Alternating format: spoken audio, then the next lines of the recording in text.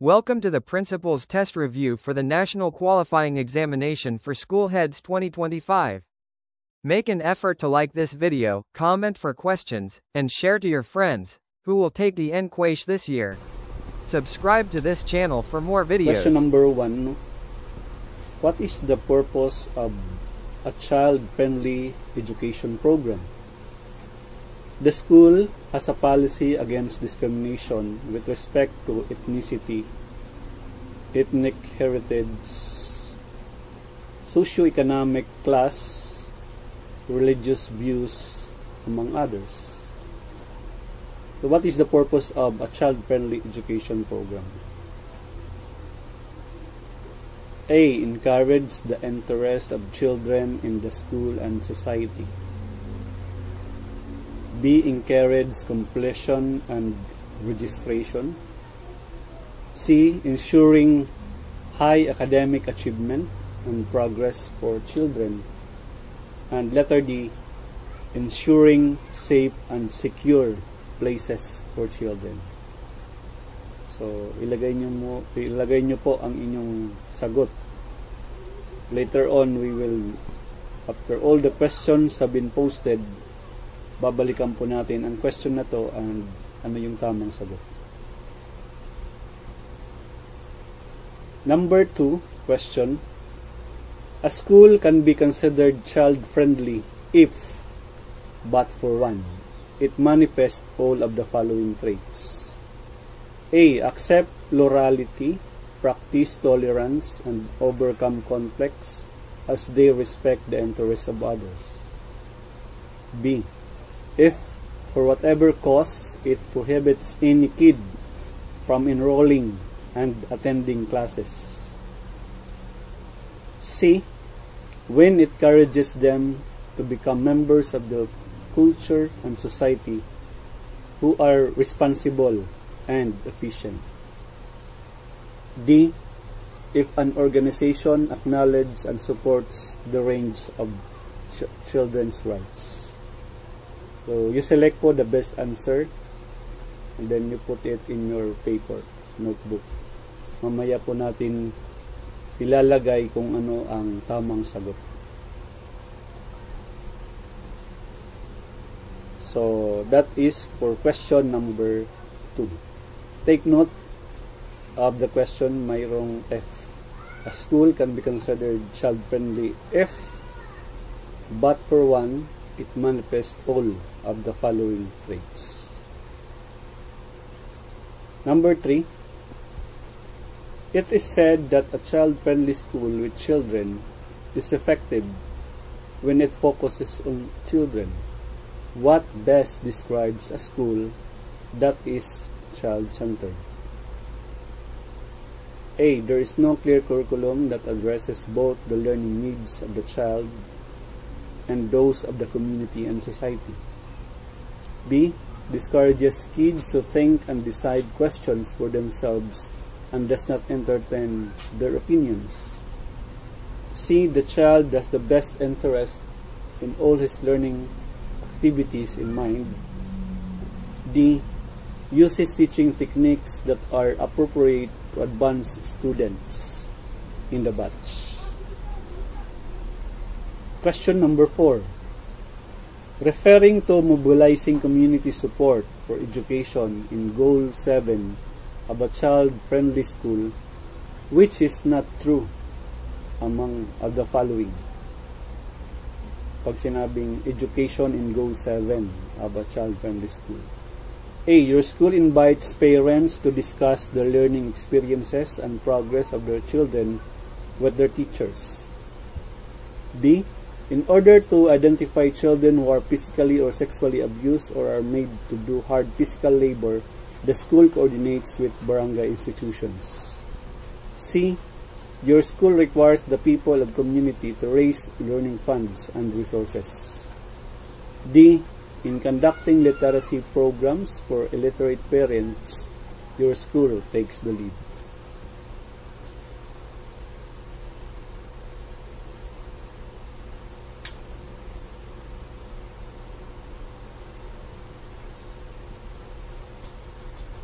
Okay, number 5.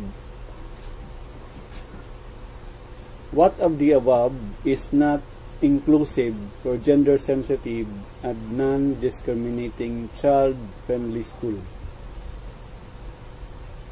A. Encourage children to consider and decide for themselves, to ask questions and to share their views. B. Use training approaches suitable to age, skills, and learning practices of the infant. C. Gives boys and girls an equal learning opportunities and equally treats children irrespective of gender, social status, religious conviction, and cultural origin. D. It has a program that meets the learning interests of the child as well as those of the community and culture. Question number 6. The province of Pampanga was struck by destructive typhoon. They postponed classes at all stages. There were also suspended government departments. Right after the typhoon, what do you do? A. Contact the division office to inquire for assistance. B.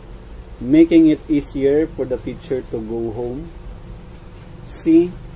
Visit the college, then take care of the damage sustained. D. Stay and relax at home. So college here means the school. Number 7. For the reason of saving time and money, the method of performing operations in the easiest and more orderly way is referred to as routine. What are the universal concepts governing operations? A. Production of sense in the products that should be used. B. The creation of an intent or reason for the operation. C. Disciplining inside the classroom with the students. D. Provision of adequate rehearsal and definite guidelines.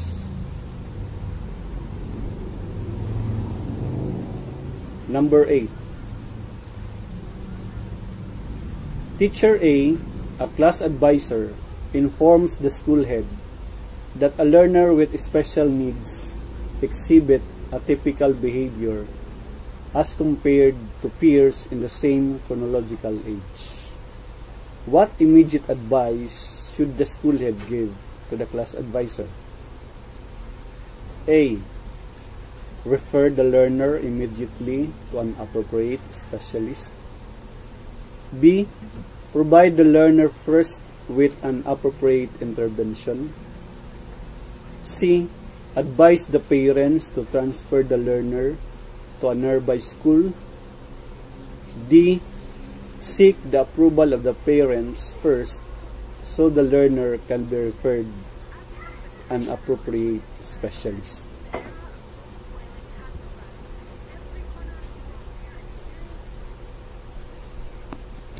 Number 9. Your school invites parents to discuss the learning experiences and progress of their children with their teachers. What is the goal of a child-friendly school? A. Mobilize support from the community for education. B. Enhancing the health and well-being of the children. C. Encourage completion and enrollment. D. Ensuring high academic achievement and progress for children.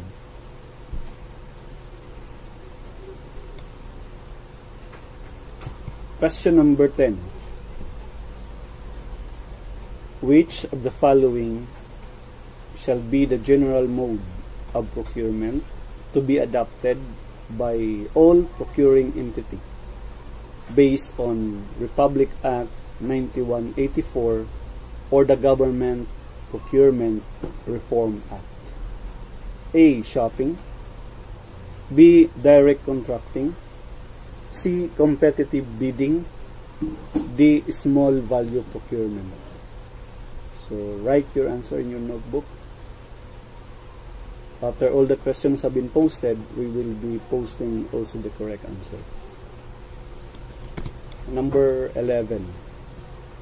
The process of directing and influencing group members' task-regulated activities is part of leadership. What particular principle is exemplified by this? Number 1, for the good of the organization, leaders can do a lot. B, 2 and 3. C, 3 and 4. D, 1 and 4 respectively. So for letter A, it's 1 and 4. Letter B, 1 and 2. Letter C, 3 and 4. And D, 2 and 3. So dito po kayo select sa baba. Number 12. An elementary school has issues on the sources and uses of fund despite honest and clean financial management by the school head. If you were the school head of that school, how will you formally communicate or present to the stakeholders the sources and uses of school funds to possibly eliminate such issues? A. Use template provided in RA 9184 for the report of resources. Letter B. Distribute duly audited financial reports to parents during SPTE meetings. Letter C. Post information in the Transparency Board for stakeholders and update the information monthly. Letter D. Present the school report card to stakeholders in accordance with DepEd Order 44, Series of 2015. So choose the correct answer and write it in your notebook. We will post the correct answer later. Question number 13. Following DepEd Order number 7, Series of 2023, arrange the following steps of the appointment process in the correct chronological order. Number 1, submission of requirements. Number 2, conduct a written examination. Number 3, interview of applicants. Number 4, posting of the list of qualified applicants. Number 5, release of appointment papers. So what is the correct chronological order? A, 1, 2, 3, 4, 5. B, 1, 3, 2, 4, 5. Letter C, 3, 2, 1, 4, 5. Letter D, 1, 4, 3, 2, 5. So ano po ang correct na pagkakasunod-sunod ng appointment process following DepEd Order number 7, Series of 2020?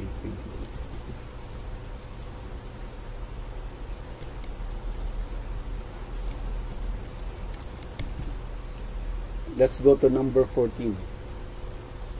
A regional memorandum was released where schools will send participants to a workshop on learning assessment. Excuse me. Who among the following teachers is the right personnel to be sent by the school head in the workshop? A. Outstanding teacher to be rewarded by the attendance to the training. B. Teachers with the development need on the area according to LDNA. C. Teacher who is eyed to be promoted to support the credentials. With the development. D. Teacher coordinator in charge of the learning assessment. So, sino po ang dapat i-send ni school head sa workshop? to attend on the learning assessment? Is it outstanding teacher, a teacher with the developmental need, the teacher to be promoted, or the teacher coordinator in charge of the learning assessment? Number 15. There is a recommended approach for doing rational, sequential, and analytical policy formulation in Dr. Armando Imomo's Strategic Planning and Management Model. The suggested technique should either start from the top and go down to the bottom, or begin from the bottom and goes up to the top. What of the above illustrates the right sequencing of the top to bottom system use? So pag top to bottom ang strategic planning, ano ang correct sequencing pag top to bottom ang ating strategic planning na gagawin? Number A, letter A, vision, followed by mission, objectives, KRA, performance indicator, then strategies. Sa B, vision, mission, objectives, now na ang performance indicators, KRAs, and strategies.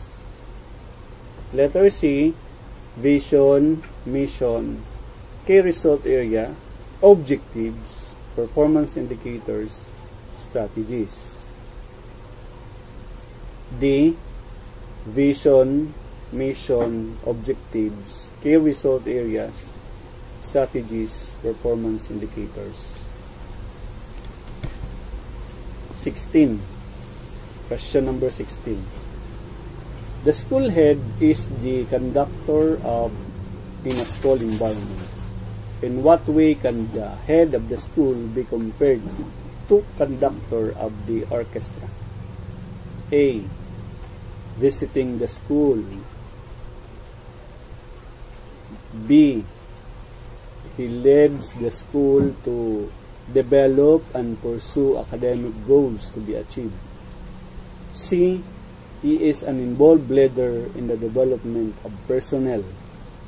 D, he mobilizes the society to establish collective accountability for students and the classroom. 17. Question number 17. This examines the mentality of learning leaders to take bold action to turn the school into a learning agency and create a learning-friendly school community and environment. A, the school head as a chief executive officer. B, the school head as an instructional leader. C, the school head as a transformational leader and chief learning officer. Letter D, the school head as curriculum leader. So, ang ini-examine dito ay ang mentality of learning leaders to take bold action to turn the school into a learning agency and create a learning-friendly school community and environment.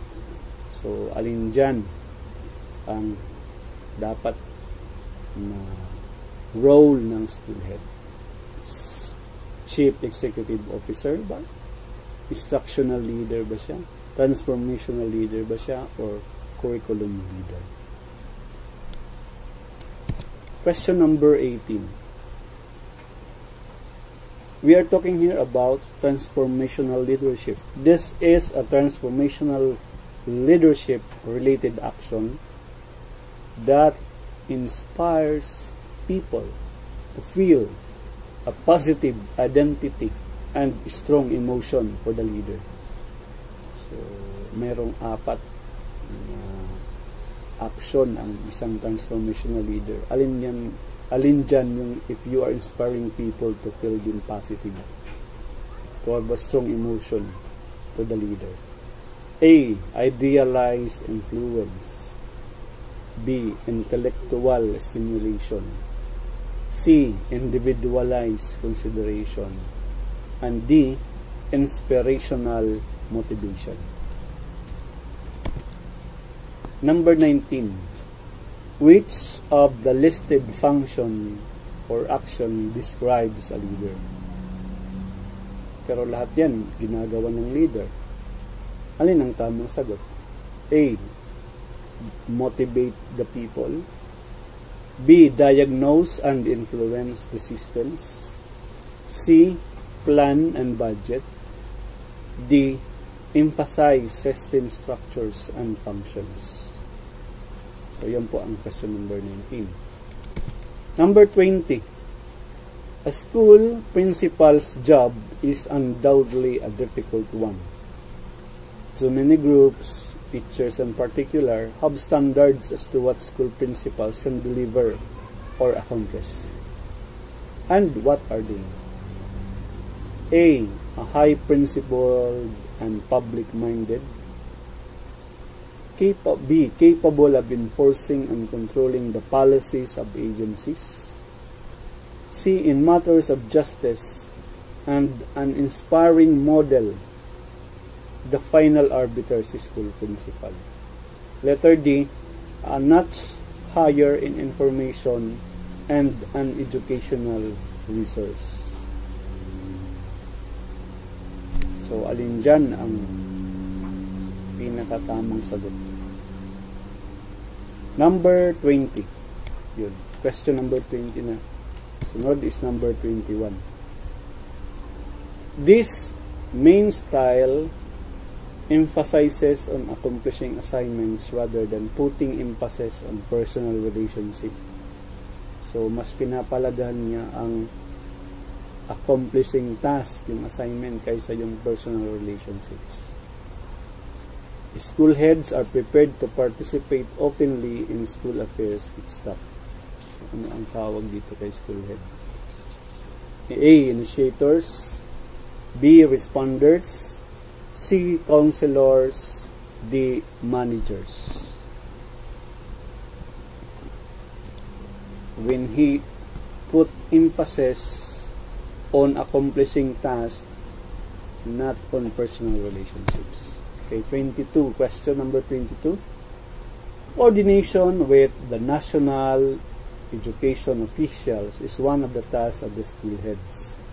In which domain does it belong? A. Developing self and others. B. Building connections. C. Managing school operations and resources. D. Leading strategically. So, anong domain lumalabas ang kapag ka si teacher or school head ay coordinating with the national education officials? Number 23. This central leadership role reflects the community, school, creating capital, tending to public affairs, attracting students, buffering and mediating external interest, and fighting for the interest of the school is what type of leadership? Again, this central leadership role reflects the community, school, creating capital, tending to public affairs, attracting students, buffering, mediating external interest, and fighting for the interest of the school. A. Cultural leadership. B. External development leadership. C. Micro-political leadership. D. Strategical leadership. Okay, number 24. The type of authority that can defy the unity of command principle is line authority, B. Staff authority, C. Functional authority, and D. Decentralized authority. this type of authority define the unity of command principle. O, anong pagkakaiba ng command principle dito sa type ng authority na to, na kaya nitong buwagin ang command principle? At ano yung pagkakaiba ng dalawang yan? Malalaman po natin. Next question, number 25. The SDS found out that the teachers in a certain school work in isolation and felt there is a need to end such situation. What function should the school principal consider? A. Planning. B. Controlling. C. Communicating. D. Organizing. Okay? What function should the school principal consider if the SDS found out that your teachers work in isolation and felt that there is a need to end such situation? Okay, next question. The school head encourages teachers and staff to participate in trainings. Yun naman talaga dapat si school head. Anong domain ito kabilang? In which domain does it belong? A. Building connections. B. Managing school operations and resources. D. Developing self and others. Letter D. Leading strategically. So, anong domain kabilang if the school head encourages teachers and staff to participate in trainings? Okay. A, B, C, or D. You need to put your answers and then mamaya malalaman natin yung tamang sagot. So, isulat lang muna sa notebook. Number 27.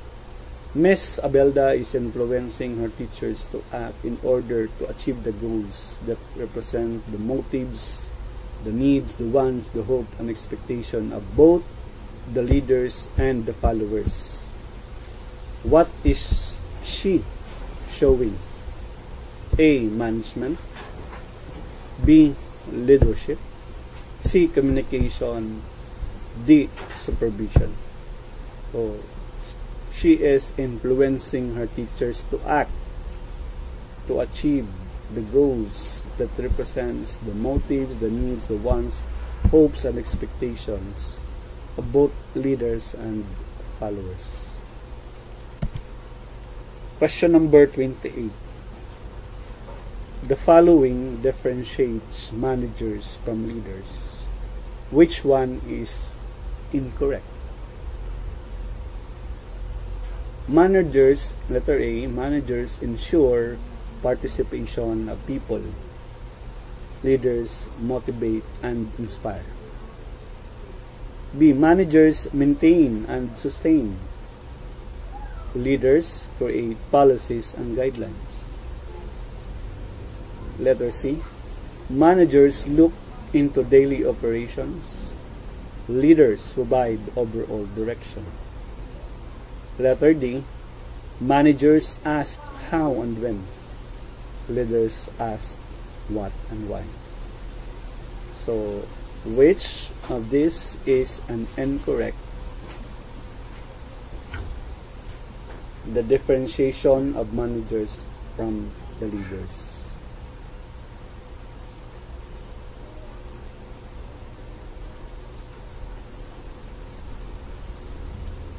Next question, number 29. Mr. Trump is a high school principal handling a large school. He makes decisions on his own without consulting his department heads. He communicates right away to his teachers those decisions and expects prompt implementation. What leadership style is he showing? A. Democratic leadership. B. Transformational leadership.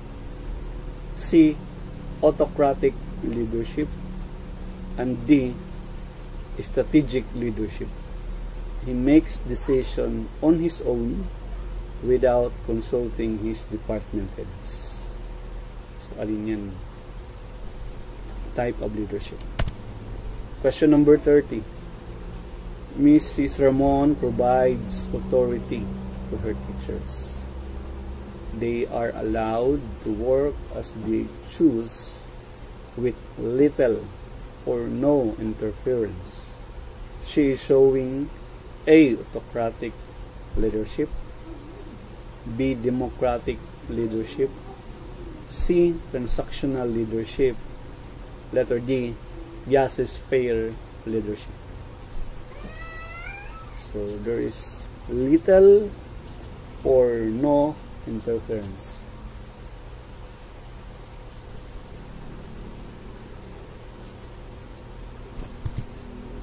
(31) In pioneering innovations that work, Dr. Isa is a pioneer. She promotes and embraces the efforts and innovation of people with ideas. What philosophy of visionary leadership is she demonstrating? A. Set the example. B. Challenge the process. C. Help others to act. Letter D. Show enthusiasm.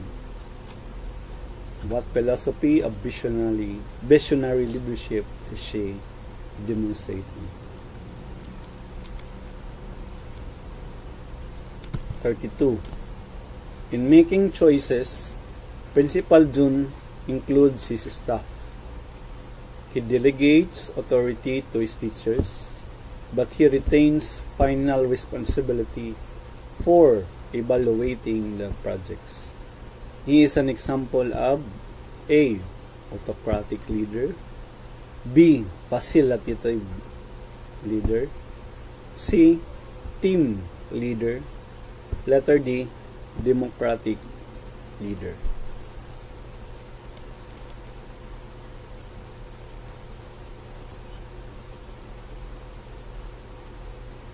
Next question. Question number 33. Mrs. Jane is the head of the school who retains or continues the school's status quo. Her leadership entails a mechanism of sharing whereby her teachers receive instant substantive compensation for carrying out her instructions. She is an blank leader. A. Coaching, B. Strategic, C. Transformational, D. Transactional.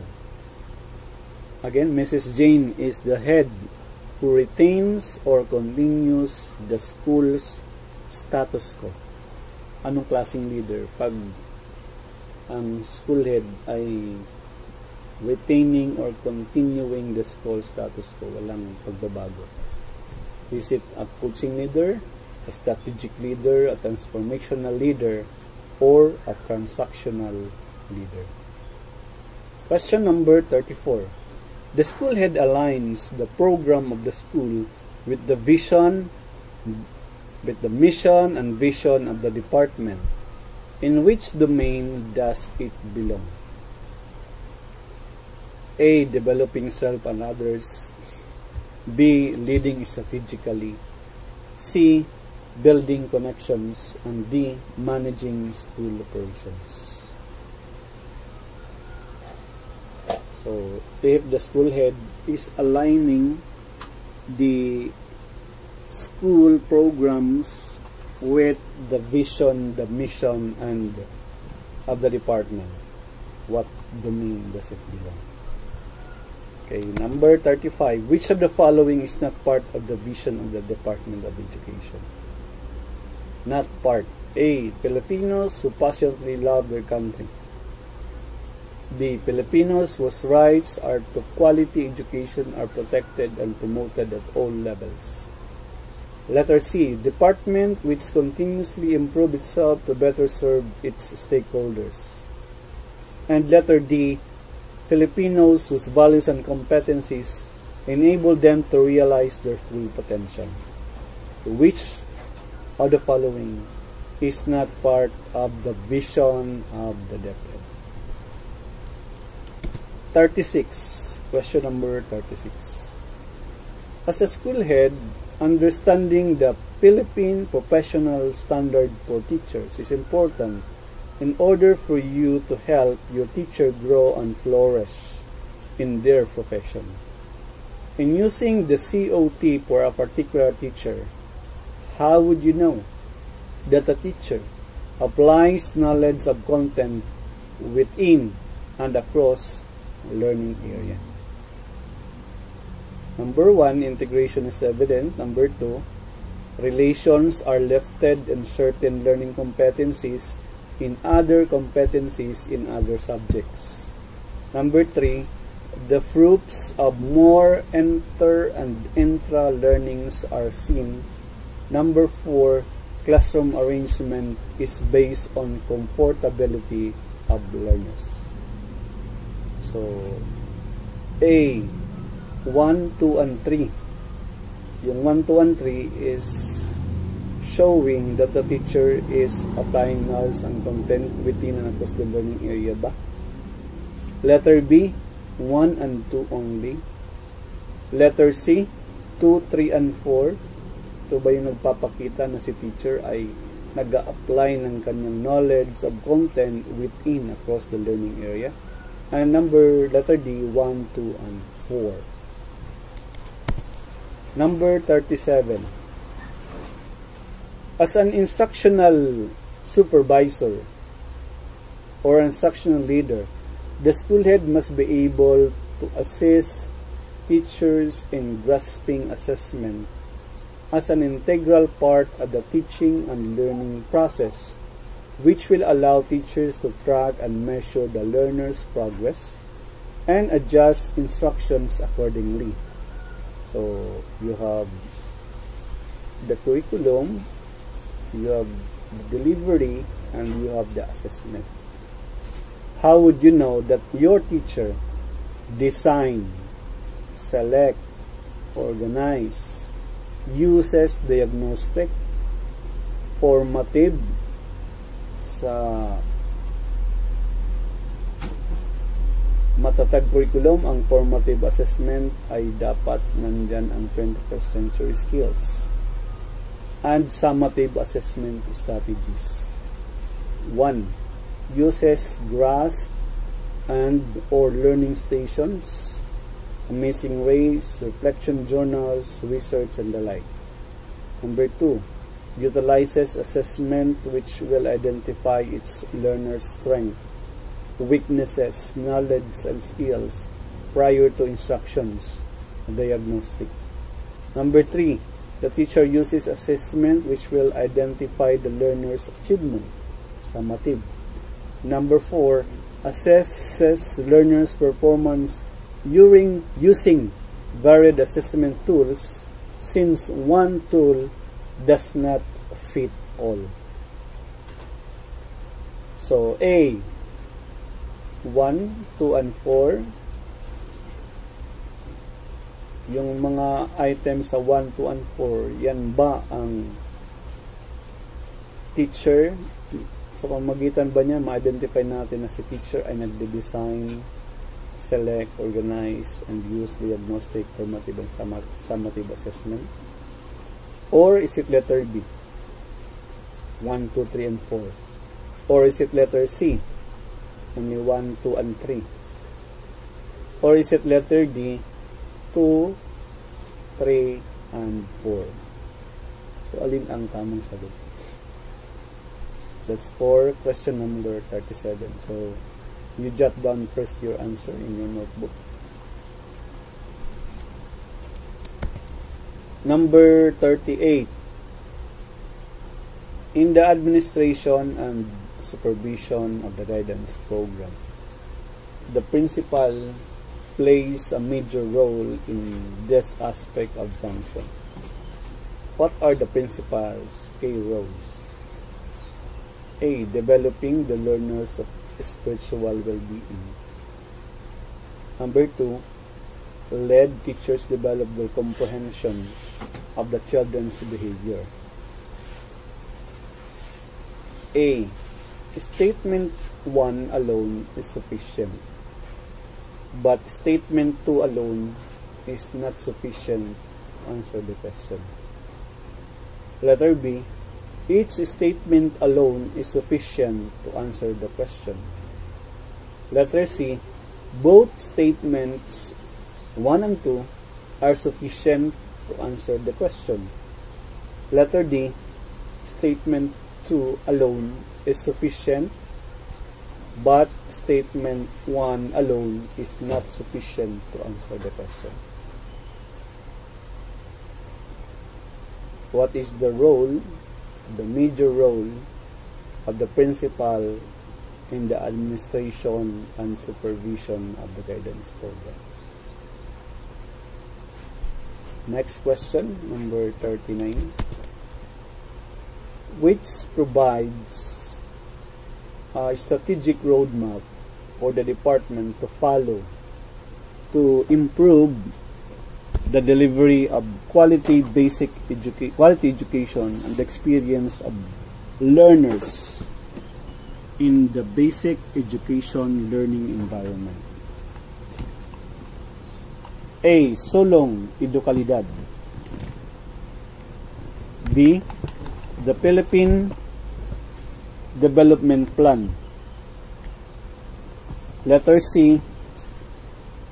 Sustainable Development Goals, or the SDG of 2030.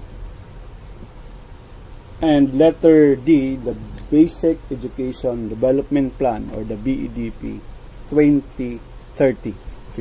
Sorry. So which of this is the strategic roadmap of the department? Question number 40. The following are the characteristics, with the exception of one, of the current model of teacher professional growth and capacity building. A. Move from bottom to a consolidated and workshop model based on the central office suggestions. Letter B. Changing from top down for decentralized school-based teacher-led professional events, one size fits all and one-shot workshop model. Letter C. Transition from restricted teacher instruction to wider teacher capacity building. Letter D. Increasing transition from the definite model to the model of building on strength depending on external tools for teachers to educate each other. So the current model of teacher professional growth and capacity building.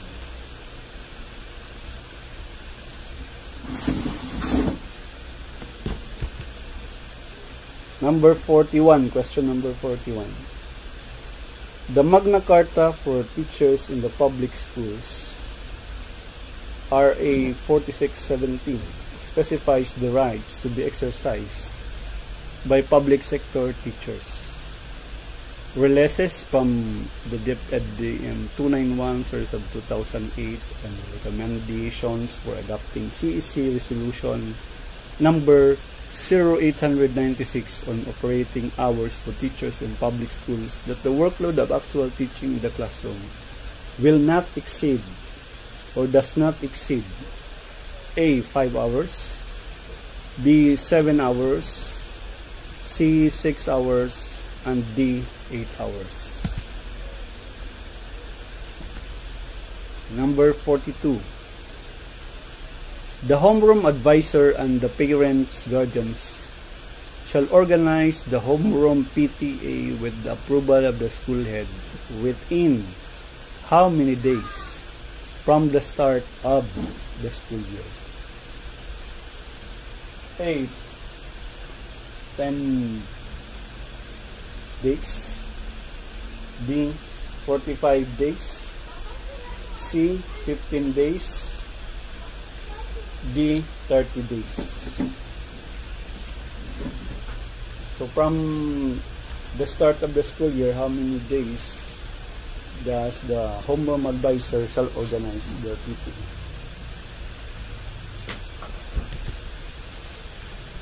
Number 43 question. This type of research aims to explore the actions that are relevant to address the school or classroom issues. A. Basic research. B. Action research. 44. This type of research aims to explore a phenomenon with the hope of to understand it more. A. Action research. B. Basic research. Question number 45. This part of the research aims to present existing information about the phenomenon. A. Review of literature. B. Methodology. C. Introduction. D. Assumption. So which part of the research aims to present the existing information relevant to the phenomenon? 46. This part of the research aims to present the necessity to conduct the research. A. Assumption. B. Review of literature. C. Introduction. D. Methodology. 47. This part of the research aims to present the process which the paper has to take in order to answer the questions. A. Assumption. B. Methodology. C. Review of literature. D. Introduction. 48. In a quantitative research, this is a statement presenting the main research question. A. Hypothesis. B. Assumption. 49. In a qualitative research, this is a statement presenting the catalyst which determines the flow of the research. A. Hypothesis. B. Assumption. 50. The school principal wishes to determine the effect of gender of students on participation on school activities. What type of research will she use? So, the effect of gender on participation. A. Correlational research. B. Ethnography. C. Case study. D. Descriptive research. Number 51. The school principal wants to explore the perception of teachers on the new school policy. Which research type will she use? A. Correlational research. B. Case study. C. Ethnography. D. Descriptive research. Number 52. Number 52. The school principal wants to determine the ways and norms common among mathematics teachers. Which research design will she use? A. Ethnography. B. Descriptive research. C. Case study. D. correlational research. Number 53. The school principal will be using a survey questionnaire for her study. What method is she using? A. Mixed methods. B. Quantitative. C. Qualitative. Using survey questionnaire. Question number 54. The school principal is using interviews and focus group discussion to collect the data. What method is she using? A. Quantitative. B. Mixed method. C. Qualitative. Question number 55. The study shows that there is no significant difference between the effects of intervention A and intervention B on the reading performance of the pupils. Excuse me. What does this imply?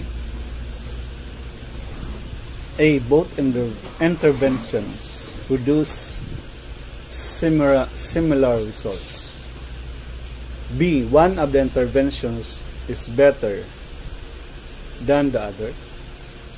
C. Both interventions are effective.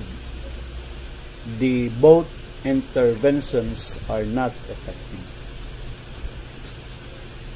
There is no significant difference between the effects of intervention A and intervention B on the reading performance of the pupils. What does it imply? A, B, C, or D? Number 56.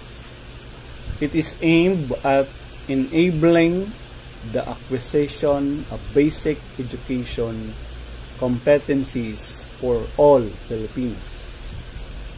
A. Education for all. B. Schools First initiatives. C. School Improvement Plan. D. Alternative Learning System. Number 57. When was the Every Child a Reader program, or ECARP, was launched?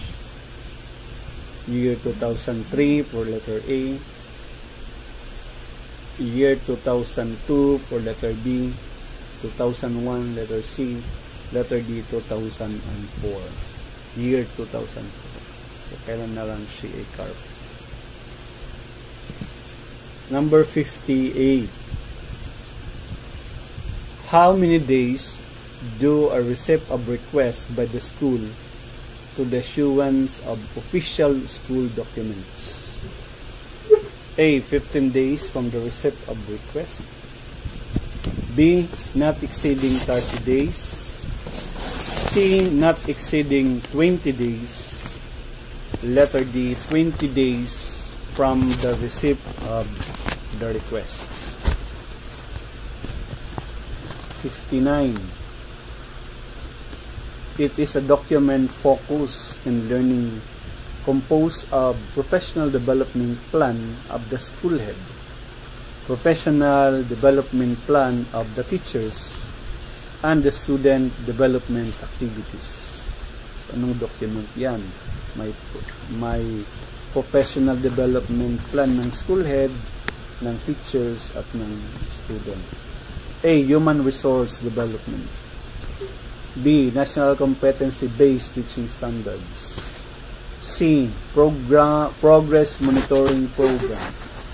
Letter D. The learning management plan. Number 60.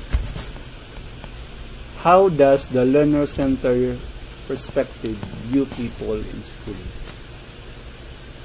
Pag learner-centered ang perspective, paano ang pagtingin? How do you view people in school? A. Respectful of higher administrators. B. Changing the perspective of DepEd. C. Supportive of getting more enrollees. D. Motivated to achieve institutional objectives. Number 61. What should learner-centered teachers acknowledge among pupils? A. The feeling of disgust. B. The feeling of apathy. C. The feeling of pretensions. D. The feeling of personal competence. Question number 62. It is a technique used to communicate position vacancies. A. Radio. B. Communications. C. Advertisement. D. Media. 63. As DepEd expands its efforts to improve the delivery of basic education services, it also introduces reforms. As a school head, how will you implement BMEF, the Basic Education Monitoring and Evaluation Framework, in the different programs, projects, and activities of the school? A. Coordinate with the SDO with regard to the target programs, project, and activities. Letter B. Decide on which performance indicators should be added in their respective M&E plans. Letter C. Document the implementation plan and revise if there are suggestions from the regional director. Letter D. Oversee and manage the overall conduct of the M&E in the school level. So how will you implement the MEP and the different programs, projects, and activities as a school head in your school? Number 64. Which of the following can create trust among teachers? Number 1. They must make teachers understand the role in learning. Number 2. They must create structure in which it is clear that they have a certain authority. Number 3, they must be allowed to engage in ways that make them trustworthy. A. 1, 2, and 4. B. 1, 2, and 3. C. 1, 2, 3, and 4. Letter D. 1, 3, and 4. Number 65. What do we call teachers who do not see any reason for improvement and have little motivation for improving their competencies? A. Analytical. B. Professional. C. Dropouts. D. Unfocused.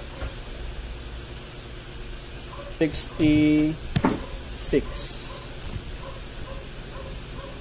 What kind of action research is meant to identify possible causes of poor academic performance? A. Diagnostic. B. Empirical. C. Experimental. D. Participant. What kind of action research is meant to identify possible causes of poor academic performance? Diagnostic, empirical, experimental, D. Participant.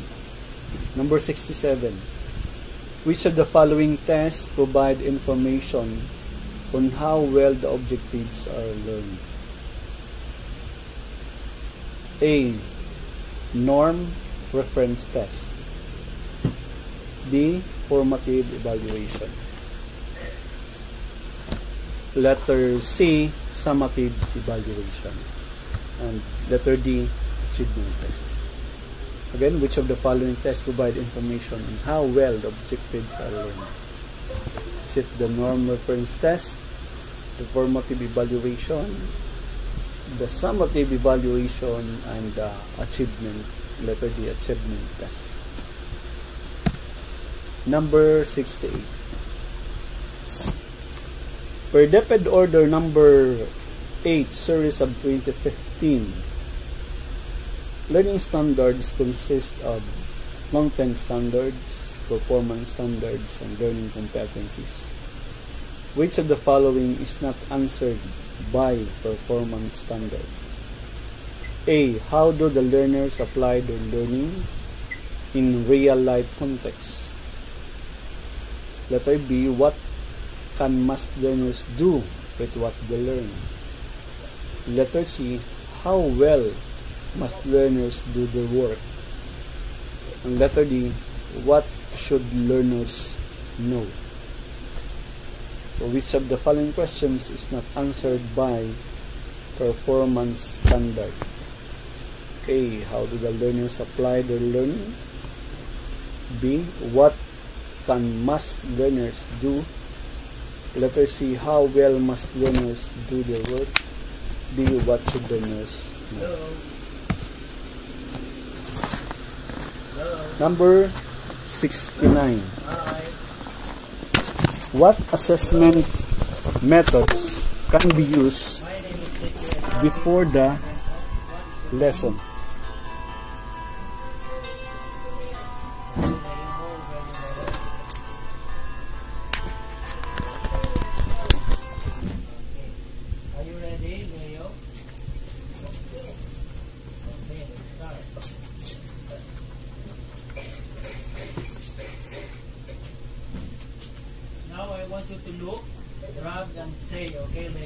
Okay, number 1, you have games. Number 2, interviews. Number 3, performance task. Number 3 is performance task. Number 2 is interviews.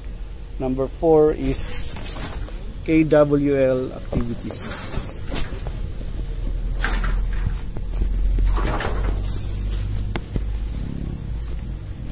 So letter A, 1, 2, and 3. B, 1, 3, and 4. C, 1, 2, and 4. D, 1, 2, 3, and 4. Again, what assessment methods can be used before the lesson?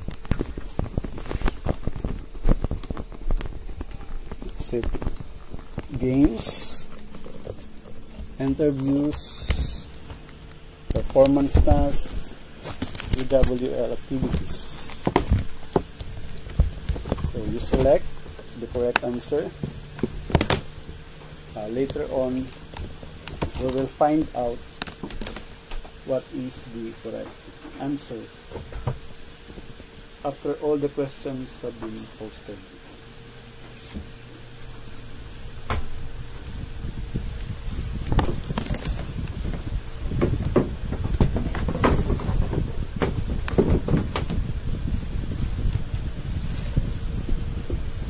Question number 70. Which of the following are the requirements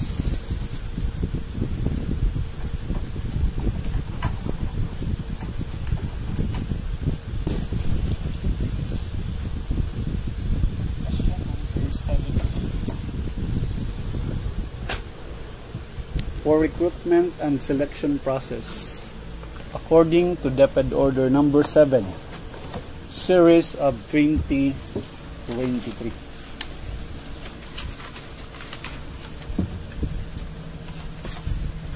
A. Academic records. B. Professional license. C. Teaching experience. D. Personal references. So which of the following are requirements for recruitment and selection processes according to DepEd Order Number 7, Series of 2023. Number 71.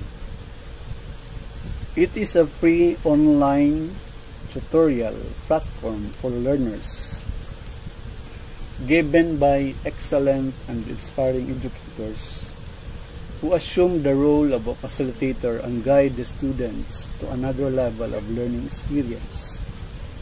A. eTulay, B. DepEd TV, C. DepEd Commons, D. DepEd YouTube. The free online platform for learners given by excellent and inspiring educators who assume the role of facilitator and guide the students to another level of learning experience.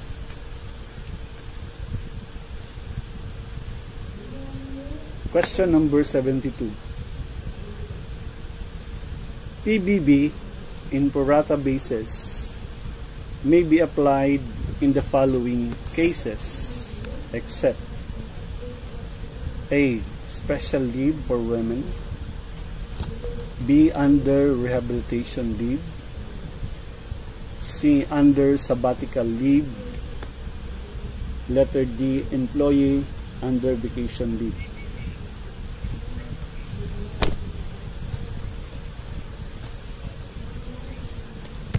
Okay, number 73. The following are the bases for non-payment of PBB, except A. Official with incomplete RPNS document, B. With unliquidated cash advances, B. Failure to submit the SALN, D. Newly hired. So which is an exemption of the basis for the non-payment of the PBB. Number 74. The school-based feeding program have the following objectives, except A. Enhance the health and nutrition values and behaviors, B. Address hunger and encourage learners to enroll, letter C. Contribute to the improvement of their nutritional status, letter D. Promote milk consumption. So which of the following is an exemption of the objectives of the school-based feeding program? Number 75. The school-based feeding program complies with the Republic Act 11037, otherwise known as A. Batang Bibo, B. Sangkap Pinoy Act, C. Masustansyang Pagkain para sa Batang Filipino Act, letter D. The Food Fortification Law. Number 76. The standard classroom size for elementary and secondary schools using alternative classroom materials: A. 8 by 9 meters, B. 7 by 9 meters, C. 9 by 7 meters, letter D. 7 by 8 meters. Again, what's the standard classroom size for elementary and secondary schools using alternative classroom materials? 8 by 9, B. 7 by 9, C. 9 by 7, and D. 7 by 8 meters. Number 77. The following are acceptable standards for classroom, except A. A window opening with 10 square meters, B. Floors should be non-scale dish, Letter C, 2 doors. Letter D, concrete door jumps. So which is an exemption of the standard? Meaning, which of this is not a standard? Number 78.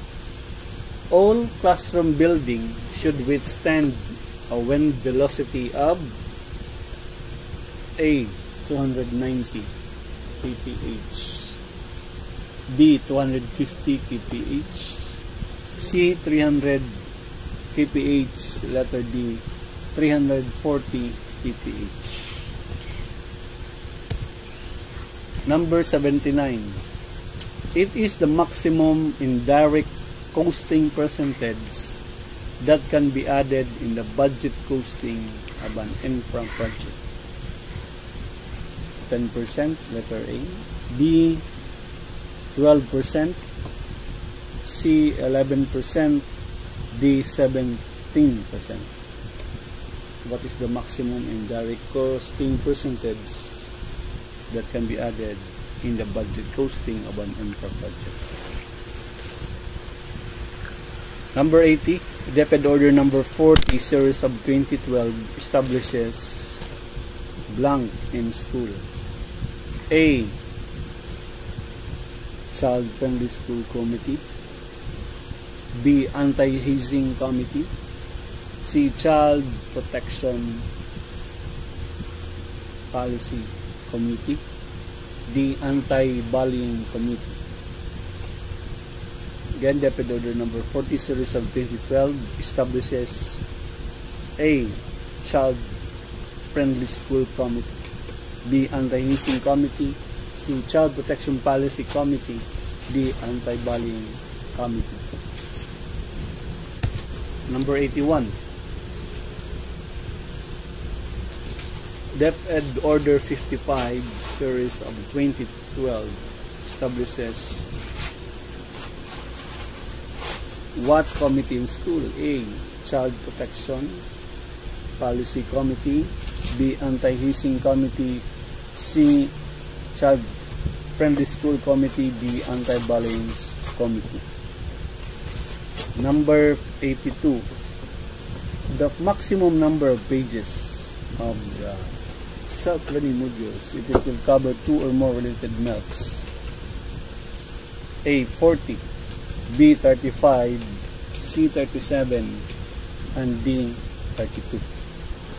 The maximum number of pages of self-learning modules if it will cover 2 or more related most essential learning competencies. A, 40, B, 35, C, 37, D, 30.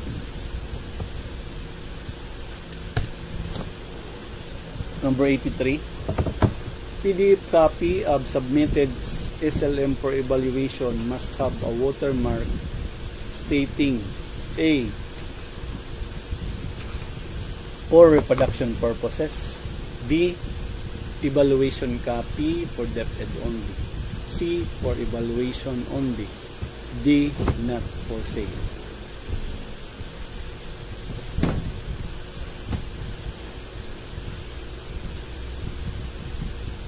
Number 84.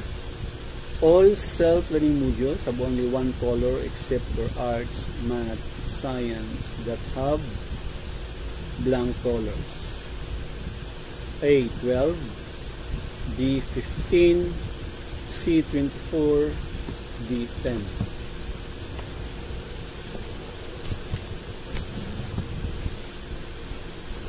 Question 85. San Jan Academy, a private school in Bataan, signifies its intent to temporarily stop its operations due to pandemic. What documents should they submit to the regional office? A, permit to operate. B, notice of bankruptcy. C, notice of temporary closure. Number 86. How many months should the learning support aid have rendered before getting accredited points in the experience? A, 5, B, 10, C, 6, D, 8.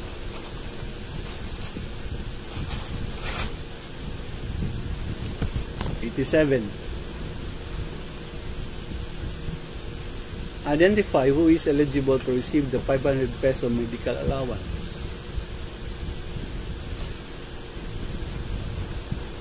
A. An awol. B. Hard after November 30. C. Found guilty of an offense. D. Librarian.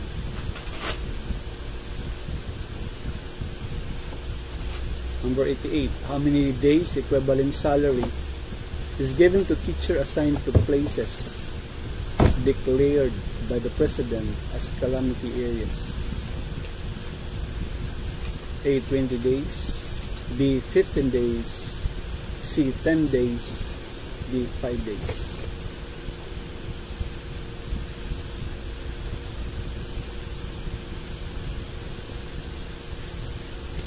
'89.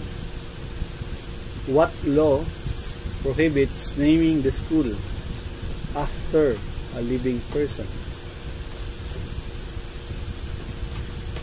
A. RA 7160. B. RA 9155. C. RA 1059. D. RA 1561.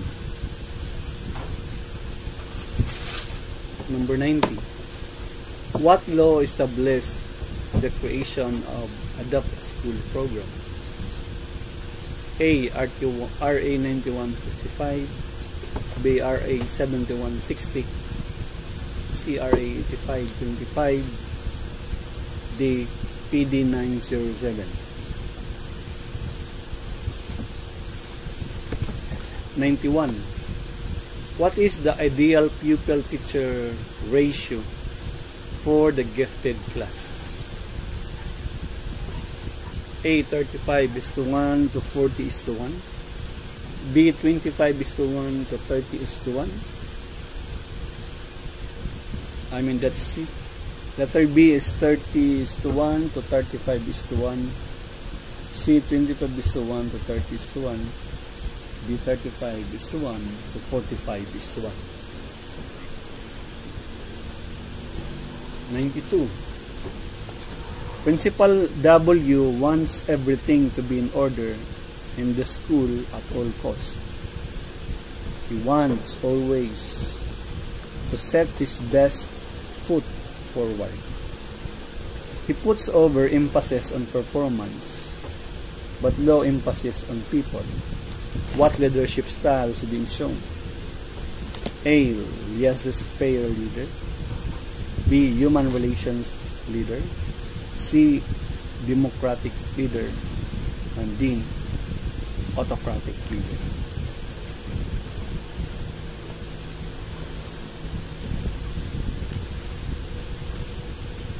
'93. It is the use of internet by the school district to post job vacancies, provide information about the district given job, and indicate how to apply for positions. A. Employment agency. C. Online recruitment. D. Flyers. D. Recruitment. 94. Which of the following criteria should be the least in priority in selecting hiring a teacher? So the least in priority. A. Performance rating. B. Pre and in-service training. C. Localization. And D. Educational qualification. Again, which of the following criteria should be the least in priority in selecting hiring a teacher? A. Their performance rating. Pre and in-service training. C. Localization. D. Educational qualification.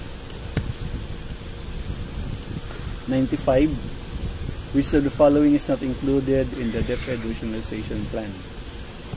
A. School division offices. B. The DepEd PRM offices. C. The regional offices. D. The GAA personnel services. Not included in the DepEd regionalization plan.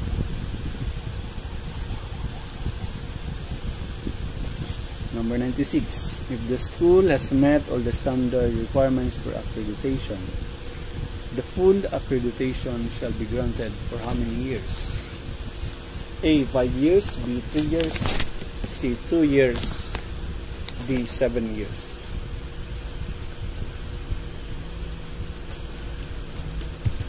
'97. The re-accredited status of a certain school is valid up to how many years? A. 3 years. B. 2 years. C. 5 years. D. 7 years.